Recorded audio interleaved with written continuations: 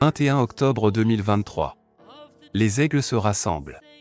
Cher tabernacle de Dieu, je suis son Église. Vous êtes son Église. Nous sommes le tabernacle dans lequel Dieu habite. Nous sommes l'Église du Dieu vivant, le Dieu vivant, vivant dans notre être. Nos actions sont les actions de Dieu. Gloire! Nous nous assemblons tous, dans de petits lieux, partout dans le monde, nous nous réunissons tous autour de la voix de Dieu, sa parole pour aujourd'hui. C'est tellement formidable.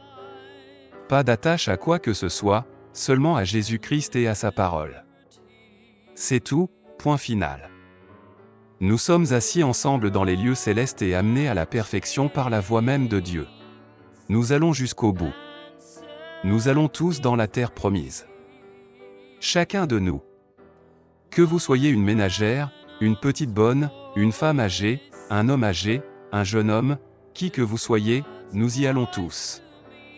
Pas un seul de nous ne restera. Chacun de nous s'en va et rien ne nous arrêtera. Nous croyons que nous devrions tous être ensemble. Un seul grand groupe uni, le corps de Jésus-Christ, dans l'attente de cette glorieuse venue. Nous ne devrions pas être séparés, mais l'homme s'est écarté du sentier battu de l'enseignement de l'Évangile.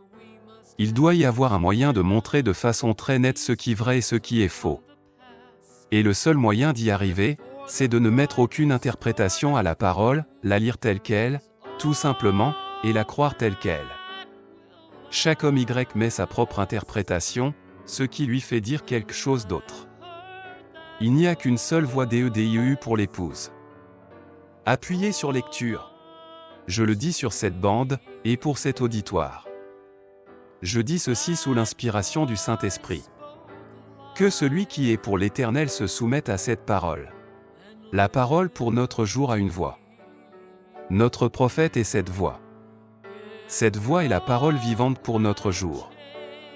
Nous étions prédestinés à entendre cette voix et à voir cette heure, et rien ne nous empêchera d'entendre cette voix.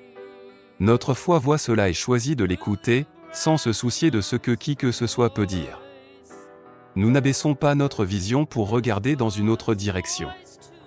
Nous gardons notre réticule centré exactement sur la parole et nos oreilles réglées sur cette voix.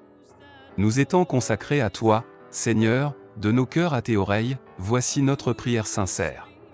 Que nos vies changent depuis aujourd'hui, et que nous soyons plus positifs dans notre pensée. Nous essaierons de vivre en toute douceur et humilité, en croyant que ce que nous demandons à Dieu, il le donnera à chacun d'entre nous. Nous ne dirons pas de mal les uns des autres, ni de personne. Nous prierons pour nos ennemis et nous les aimerons, nous ferons du bien à ceux qui nous font du mal. Dieu est le juge de qui est juste et de qui est faux. Je vous invite à venir oindre votre foi en écoutant la voix de Dieu avec nous dimanche, à midi, heure de Jeffersonville, alors que nous écouterons « Pourquoi crier ?» Parle. 63-0714M. FR. Frère Joseph Branham.